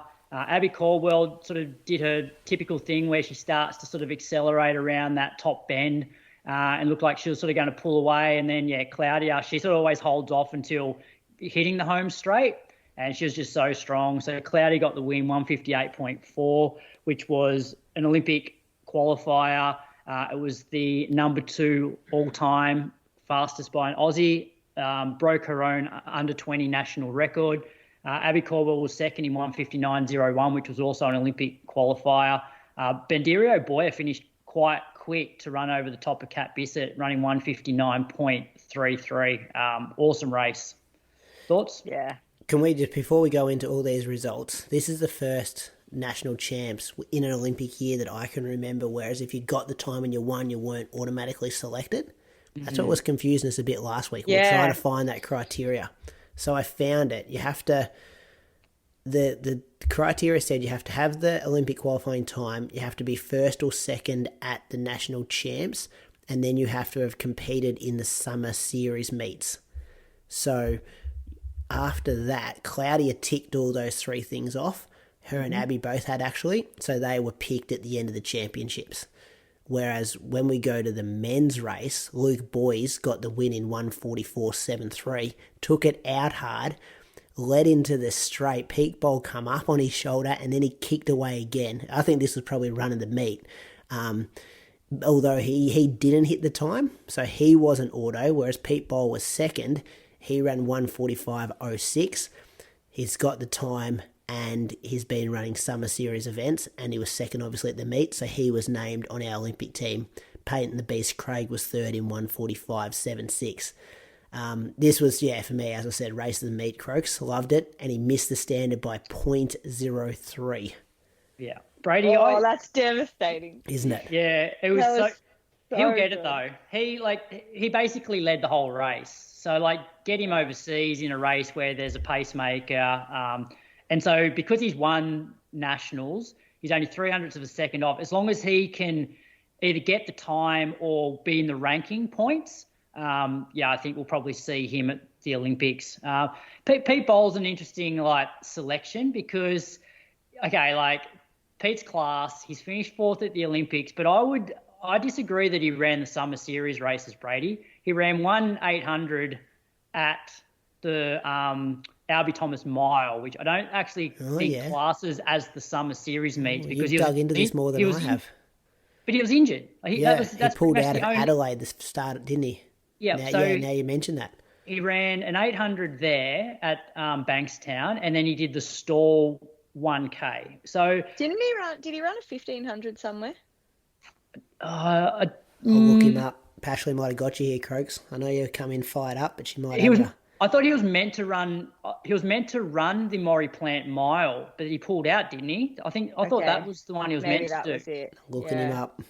Well, how they selected him then? Well, because it's Pete Bowl, and he's finished 4th at the last Olympics, and he's got the time. And so this is where, I don't know. I still think that if you finished first and you have the time, considering, especially for say men's 15, it's we can send 3 people. I think one of those spots, and given how stacked the fields were, everybody was there pretty much. If you win the trial and you have the time, I think you deserve to go. And why? Did you see Adam Spencer? Oh no, we'll talk about. We'll talk about that. Relax, relax a bit. And just back to the women's 800, the thing that I find really interesting here is Kat Bissett may struggle to make the team. So our Aussie record holder, because at the end of the day, Bandiri O'Boy finished 3rd at the trial. She beat Kat Bissett. Bandiri also has the Olympic standard. So it's going to be a really tough call for the selectors. I think it'll come down to what happens over the next few months in terms of who's racing the best. But I personally think that Bandiri is only going to get better over the 8. She was smart in that race too. We've seen Bandiri a few times either go out really hard and then blow up. We've almost been able to watch her learn the 800, and she ran Abby Caldwell. I actually thought positioned herself absolutely perfectly the entire race. It was literally just that Claudia is so good in that last 100. She was boxed in 4th, and she just came around and won. But Abby ran really smart. But Bandiri as well, she just sat in, waited patiently, let the other girls do the work, and then kicked late. So it's pretty exciting. She's so talented. It will be really exciting to see what she can do in the 800 as well. Pete Bowler's only raced once, Croaks. You're right. Albie Thomas mile over the 800. Yeah, and I don't think 146.7. I don't think that really meets the criteria of Summer Series. It's not. I don't think it was. I know it was the. Title, it says have completed in at least one. Yeah, doesn't it? So that. Look, I don't begrudge them selecting Pete. He finished 4th at the last Olympics. He's got the time. Finished 2nd at the trial. It's probably more just when we talk about the men's 1500. I think, the guy that won the men's 15's done just as much as Pete, other than the fact that he's based in the US. Put him on the team. Anyway, we'll get to the 1500. So we'll go to that now. Yeah, so the women's 15 was probably a little bit still class podium. So Jess Hull got the win in 4:01.39, just a class above. When she kicked, she really opened up a gap and had it won from a fair way out. Georgia Griffith was 2nd, 4:03.68. Lyndon Hall was 3rd in 4:05.03. So quality podium, but that race, if you had Abby in there and Claudia as well, would have just been next level. And so Jess, she ran the Olympic standard to win that race. Has won, obviously raced domestically, so she's been selected automatically, which leaves us, I guess, 2 spots for the women's 15 now. Whether they pick Abby to double up. Claudia doesn't have the time yet, but no doubt I think she will get the time. And then you've obviously still got Georgia and Lyndon. So it's sort of a wait and see what the selectors do there. Men's 1500, like just absolutely crazy. Like knew this race was going to be epic, and it was. Admittedly, like I was surprised. Like so, Stewy had his like, you know, traditional sort of start, like sort of not that quick out of the blocks, and was, you know, probably last at one point, but never actually really went to the front straight away to like drive the pace. And so they weren't running real quick through the first like lap really. And I thought, I don't think Stewy can sort of win off these sort of tactics. Like he needs it fast, because there's just so many guys now that are around the same level as him that probably just have a better kick. But then must have been after 600 to 800, maybe 800, like Stewy did go to the front and tried to then sort of wind it up. But everybody was they all just sat on him. And then, look, Adam Spencer was just too strong, like had another gear to all the other guys down the straight. So he got the win in 3:37.68. Ollie Hoare second, like close second, 3:37.83, which given it was his first race in almost a year is pretty impressive. Jesse Hunt third, 3:37.88. Stewy was fourth in 3:38.66, and Cam Myers was fifth in 3:38.74. Like that as a top five is just incredible. And you had some like quality runners behind Cam as well. Unfortunately, so Adam's got the time and won, but wasn't automatically selected, which I think's pretty rough. Like, and look, I think he will be pushed back. If he's not selected on the team, I think there'll be an outrage. But anyway. But did you hear what he said in the interview? No. Oh, I was like, shut up. He goes, I think for these track races, they need to select the team closer to the Olympics, because people that are running well now might not necessarily be running well in July. So I think when they're selecting it a couple of weeks out, they're more likely to get a team that's going to perform on that day. And I was like, shush, what are you saying? Don't you want to get picked? So you did the opposite to what you were saying before, Brady, about buying Sean Crichton coffees. Yeah, making excuses why not to pick him. Yeah. So, but I know what you mean. I thought it was, a shame too. I guess it's just so close that maybe they're like, they do want to just wait and see across that group of guys. I just wish we valued wins more though. Like championship wins, he just proved he can do it. All those guys are world class, and he just said, you know what, I got it right on the day. Give me a chance. And the troll, like you want it to mean something.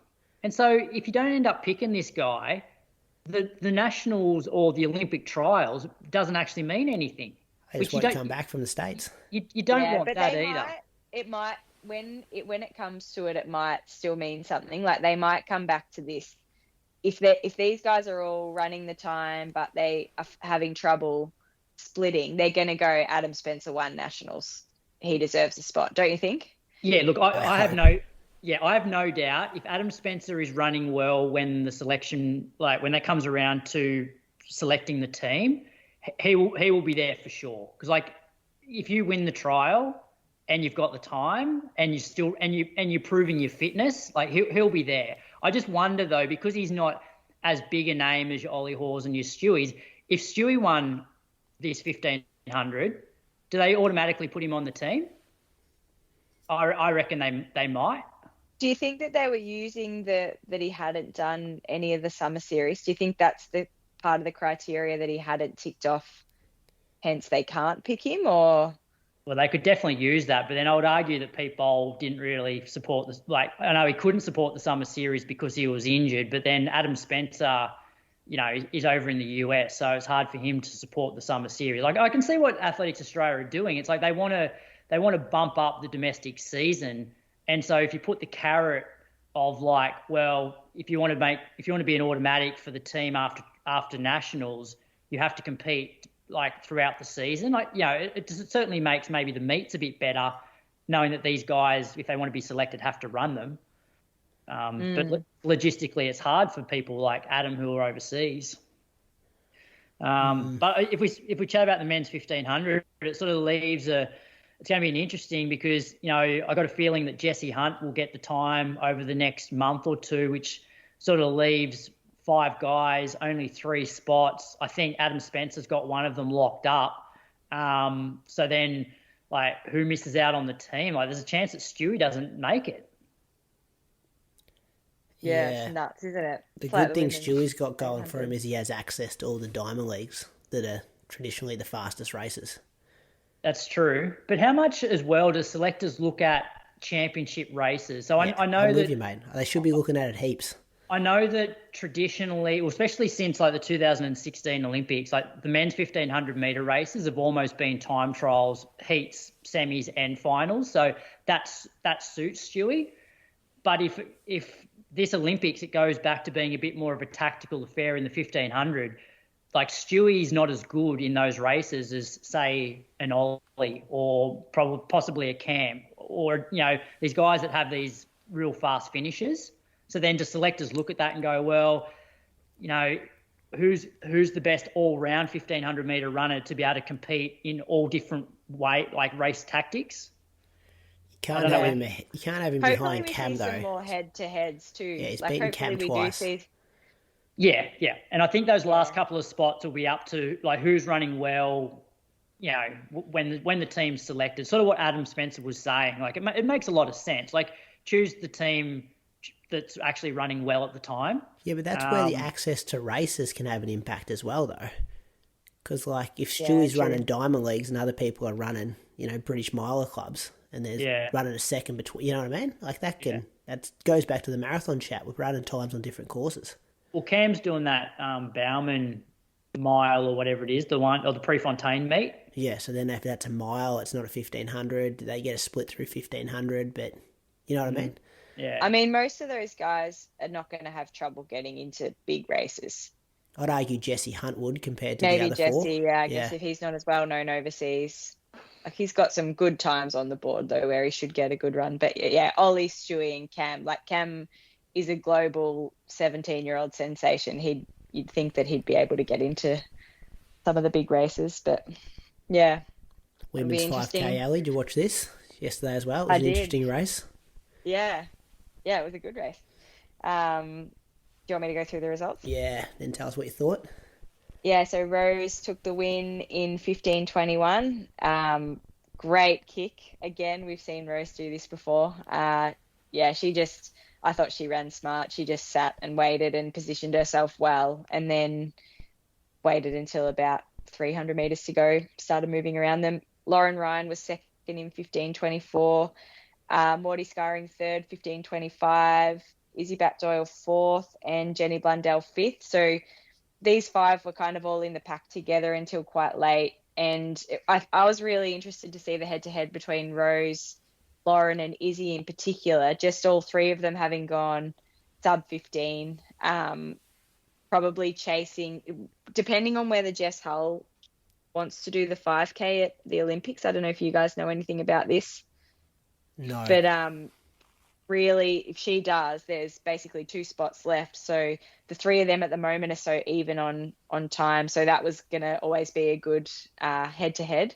And then Morty's coming off a really fast 3K a couple of weeks ago, Jenny Blundell as well. So, I thought it was a really good race, but Rose just too strong with the kick at the end. And, maybe it played into her hands being slightly slower. I mean, she's proved she can run those fast time trial races as well with that sub 15, but maybe I don't know what the conditions were like, but it was just probably a little slower at different phases through the race, and then she just burnt them all at the end. Such an impressive kick. It literally looks like she's doing a 300 meter rep at the end of a 5K. Yeah. She flies. You would never want to be stuck next to Rose with 300 metres to go in a race. And Izzy tried, we spoke about it last week, Croaks, how we thought the race was going to unfold. She tries to pick it up and drop them off, and then I felt like Rose went around her, and then Lauren and Morty just in the last 100 were like, oh, we can get you as well. Yeah, it looked like I think Lauren and Morty sort of just paced a little bit better, because at one point I thought Izzy was going to hold on quite comfortably for second, but then they sort of rounded her up pretty quickly from sort of 150 to go to 100 to go, Lauren and Morty, and managed to put a bit of a gap into her down the home straight. Izzy needs someone else in the race that is like her and wants it to be on and even. Like all of these races, like basically she's the only one that's really wanted it to go like that. And so she ends up having to be the pacemaker because everybody else is happy to just sit and wait. Whereas she knows she needs it to be like one of those grindy, sort of fast from the gun, even split races. So yeah, she like probably in a few of these races so far, she's done some work and then just gets tired at the end and doesn't have the kick maybe that some of the other girls do. Needs to employ someone, take it out hard. Diamond leagues. That's where she'll be able to get on the train at a diamond league, and that'll be her best chance of getting that 14:52. I think it is. Hopefully, the problem with the diamond leagues is sometimes they just want to run so much faster. Yeah, they want to run 14:10. Yeah, like if there's a pacer, but it's for exactly 14:10 pace. That's not that helpful, but maybe not. Maybe there'll be a few that are more around that 14:50 pace. Men's 5K was a great race altogether, or not altogether. The lead pack was all together at the bell. Morgan McDonald looked so strong, kind of led it from 300 metres out through to 1 metre out. Held everyone off in the home straight, what looked like. It looked to his right to see Jackson Sharp as half a step behind as Matt Ramsden slid up the inside to get the win. 13:39.61 to 13:39.66. Jackson Sharp third, 13:39.82. Gillen, I'd never heard of Gillen before, Croaks. I'm not sure if you got any information on him. I think over in the States at the moment and has come back. He was fourth, Kai Robinson was fifth, Jack Rayner sixth. If you told me Jack Rayner was going to come sixth of our national 5K champs after that Murray Plant 5K race, I would have told you were absolutely kidding. But this is the way it panned out. Jack tried to pick it up, kind of similar to Stewy in the 1500, went to the front and tried to make the moves but couldn't quite do the damage. And then the boys, I thought Morgan, obviously tactically got it a tiny bit wrong at the end, looking, on the right, and then he got done on the left. But I thought, how much do you reckon he's regretting that? Yeah. Right. But I thought he was just sitting pretty, kind of similar to Rose, actually. Sat pretty on the outside the whole race until it was the business time. And then just, I don't know if he had anything left. I don't think he can take anything away from Matt Ramsden. I think he was coming home super strong. Maybe Morgan wouldn't have been able to respond if he actually did see him on his left there. I guess surprise upset. Upset win, maybe seeing Ramsden win. But this is where he's now in an interesting spot because this was so slow compared to what they've got to run. 13:05, Croaks, is the qualifier? Yeah, sub 13:06 or 13:06 I think is the standard. Yep. So he did run, 13:17 at Murray Plant 5K, so he's got to find another 10, 11 seconds. Yeah, look, he's in the rankings. So I'm on the rankings now, and actually, so Stewy's the only Aussie male with the time. Morgan McDonald is the second best Aussie, but he's in on rankings, and then Matt Ramsden's the third ranked Aussie in the rankings. So they're both still in there at the moment. I don't know how many ranking spots will be left by the time that the qualification period ends. So you'd want to, try and get close to that 13:06. I reckon there's a few guys in the men's 5K that were probably regretting their tactics and keeping it slow, because I'm not sure Ramsden would have won if it was a faster race. It definitely suited him, being a bit slower and that sort of 1500 metre speed towards the back end. Yeah.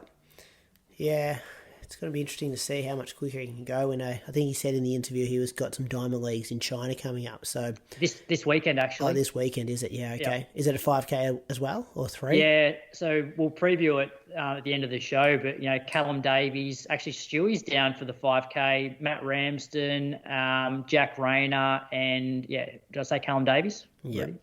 Which is my point from before. That's the Melbourne Track Club training group. Yeah. Compared to, you haven't seen Jesse Hunt's name there. Not sure if he has the same opportunities. We'll see going forward. The steeple also happened, Croak, so I didn't catch this. Not sure if you did, but you got the results here.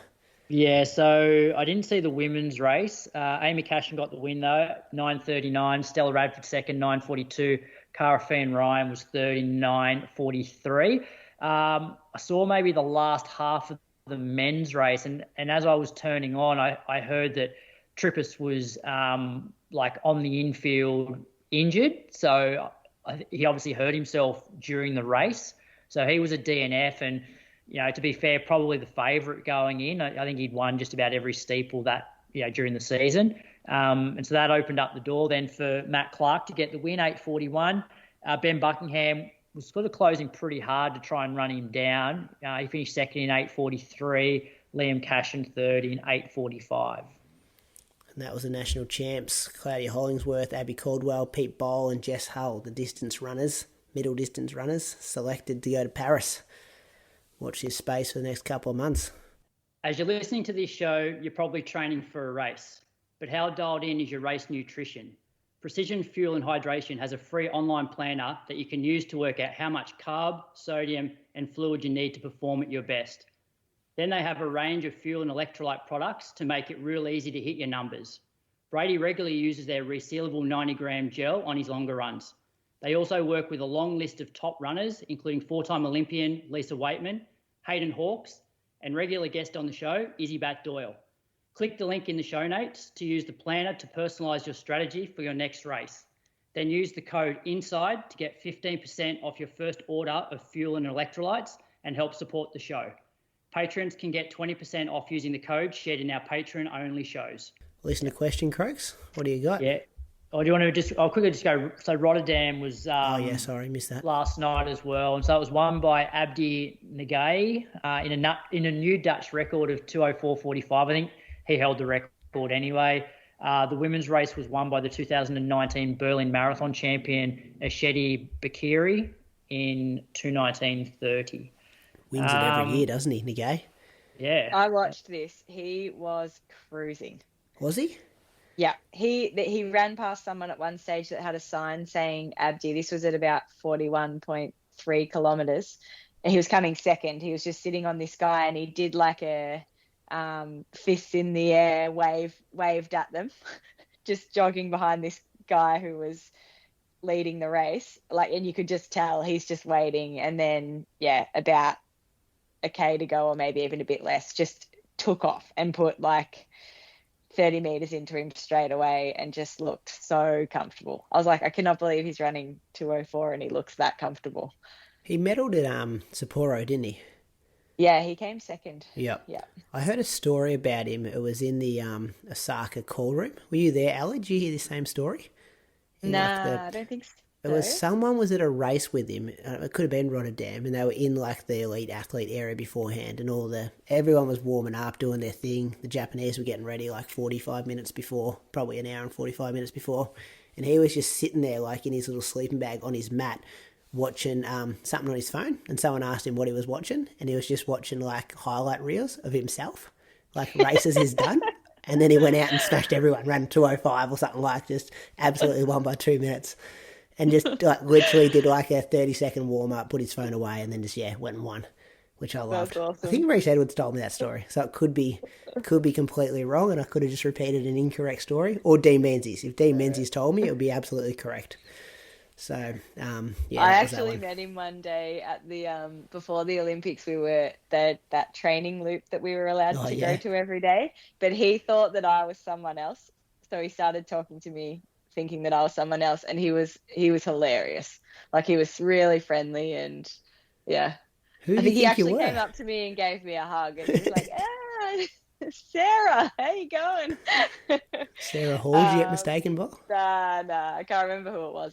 It was another girl, a European female marathoner. But he seems like a pretty happy, relaxed guy.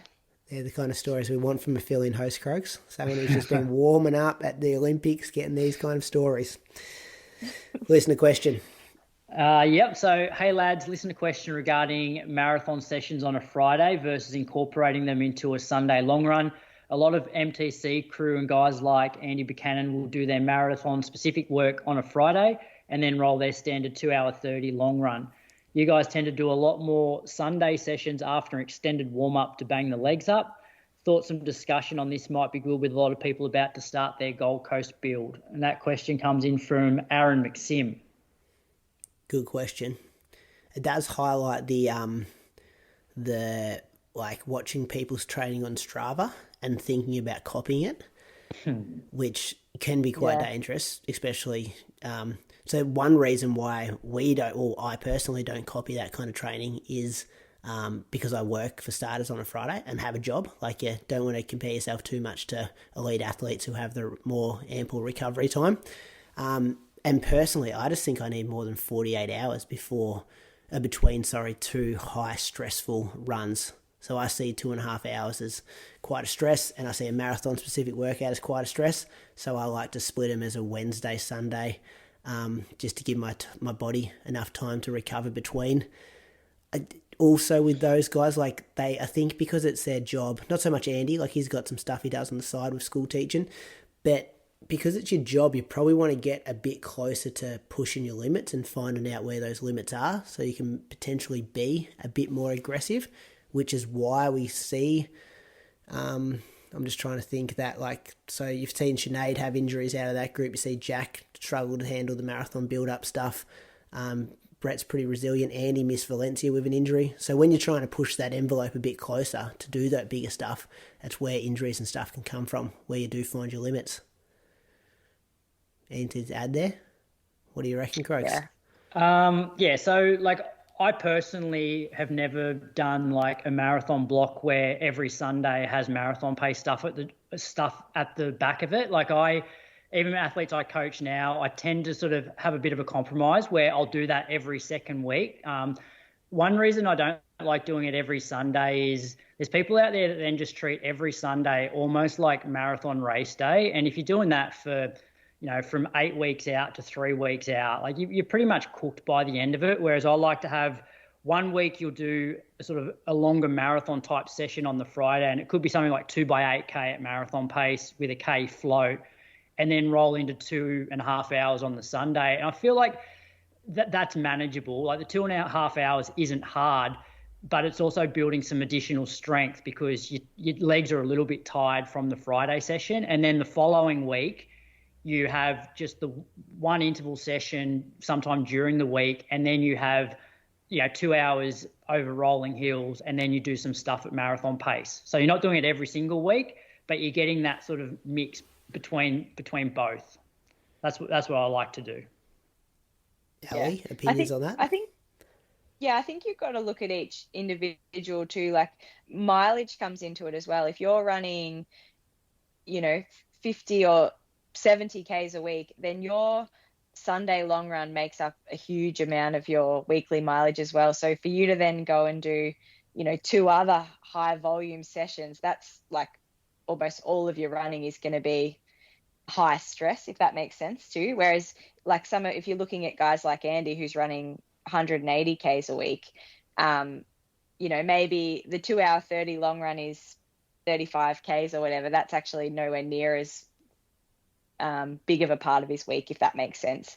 And I think probably like you both said, you've got to look at your life stress as well, how much recovery you're going to need after a 2.5 hour long run or a session that has 12 or 15K worth of work in amongst it, and you've got to try and work it out that way rather than just modeling it off what other people do. And I think different athletes are different too. Like I know myself, I don't know if I would be able to handle like a 30K workout Friday and then back it up with a 35K long run Sunday. I feel like I need a little bit more recovery than that to, whether or not I'm working on the day in between. So I think, that's where having a coach is good, because they can look at your week and look at the other things you've got going in your life and try and structure it in a way that you're going to get enough recovery, but still optimize your training.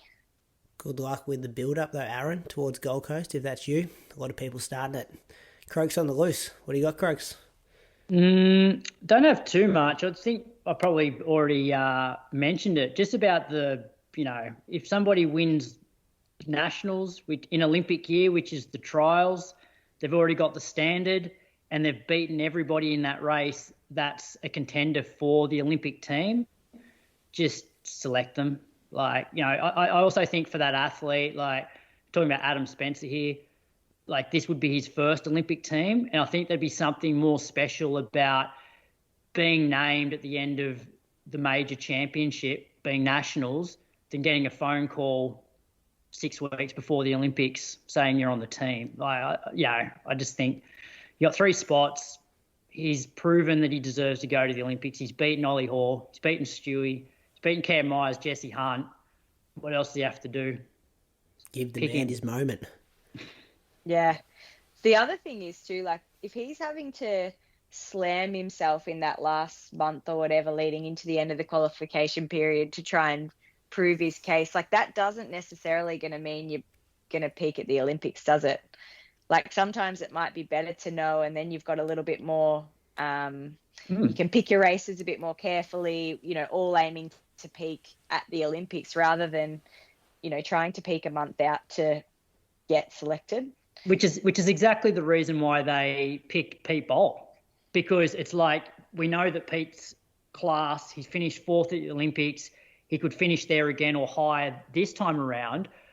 Let's pick him now so he can go away and he can plan his season to peak at the Olympics, not have to prove fitness to the selectors to then just get selected.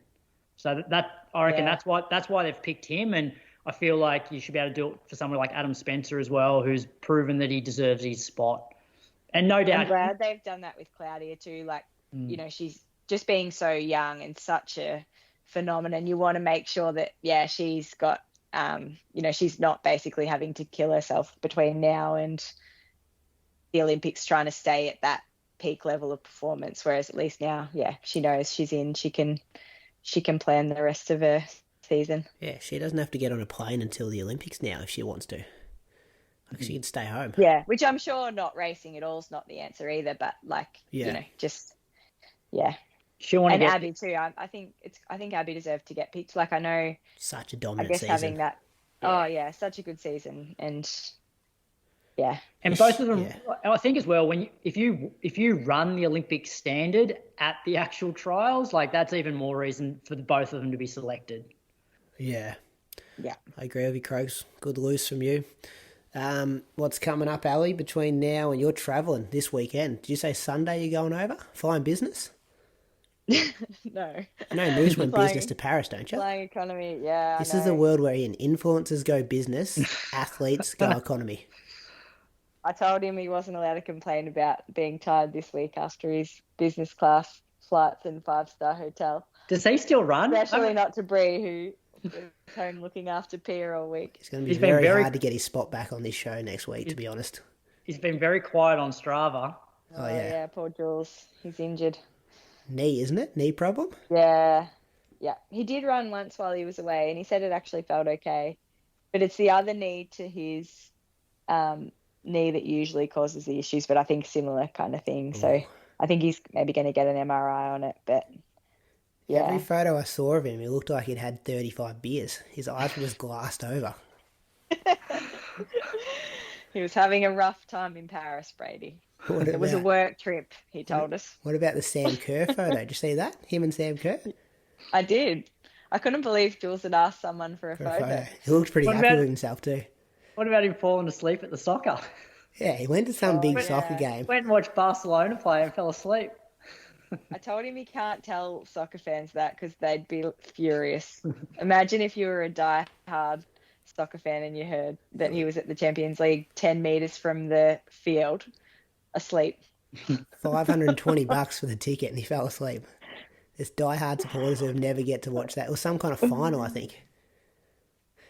Yeah. I reckon they spent more money on him that week than they've spent on Brett Robinson's contract for the whole year.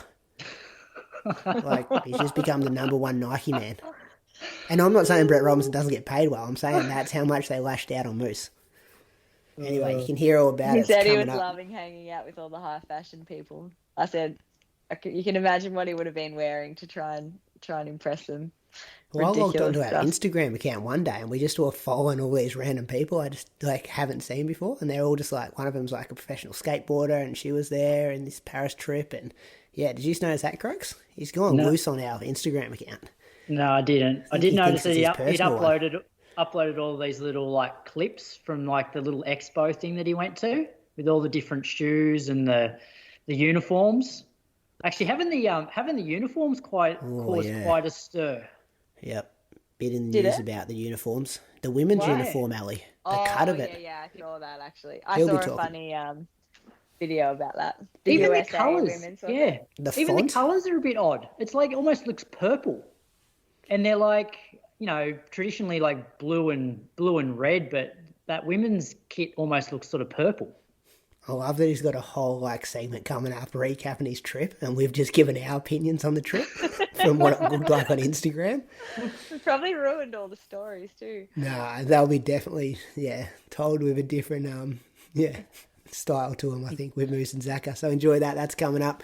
Croaks, what are you coming up? Packing boxes. When are you moving? Yeah, soon. Yeah, so we sold this house on Friday and move out in 6 weeks. It'll be 5 weeks this Friday. So, we'll be busy starting to pack stuff up. But, outside of that, hopefully get back into some training, watch a bit of Diamond League. So Diamond League's on the 20th of April over in China. There's a men's 5K, which has those names that I listed off before. Women's 1500 has Georgia Griffith, Lyndon Hall, Faith Kipyegon. So that'll be good to watch. Cool. Yeah. I saw some stuff about this during the week too. Is Flow Track now the only place you can watch it, or is that just Americans? I don't. Well, last year you could watch all the Diamond Leagues on their YouTube channel. Yeah. So I'm hoping it's the same. I think it's an American thing. Okay. Because they're all blowing up that now it's Flow Track only, but hopefully we can see it on YouTube. All right, best of luck, Ellie, between now and safe travels to Hamburg. We hope you run that time. Thanks, Brady. And there's a lot of people cheering for you in the Inside Running podcast community. Now, thanks. Yeah, all the best, Ellie. Good luck. Stay tuned to hear from. Is this the first time Zach has been on Inside Running podcast, Crooks? I reckon it might be. The man behind the scenes has got the microphone. Stay behind the scenes, hasn't he? Yeah, he's hosting Moose's influencing Nike Air Trip Diary recount. I'll call it that. Don't know what the official name is. Zach needs to. He owes Jules a few jabs, I reckon, after some of the stuff Jules has said about him on air when he can't fight back. Yeah, I hope it's not too scripted. I hope Zach has a good crack at him. I'm looking forward to hearing it tomorrow morning when I'm out jogging. Thanks, listeners, for tuning in. Keep an eye out Patreon supporters tomorrow. Jess Stenson, long form interview, and it will be everywhere on Saturday morning. Road to Gold Coast is only a few weeks away as well, so I'll have more news about that in the coming weeks. See you, Ellie. See you, Croaks. See ya. Thanks for filling in, Ellie. Yeah, thank you, Ellie.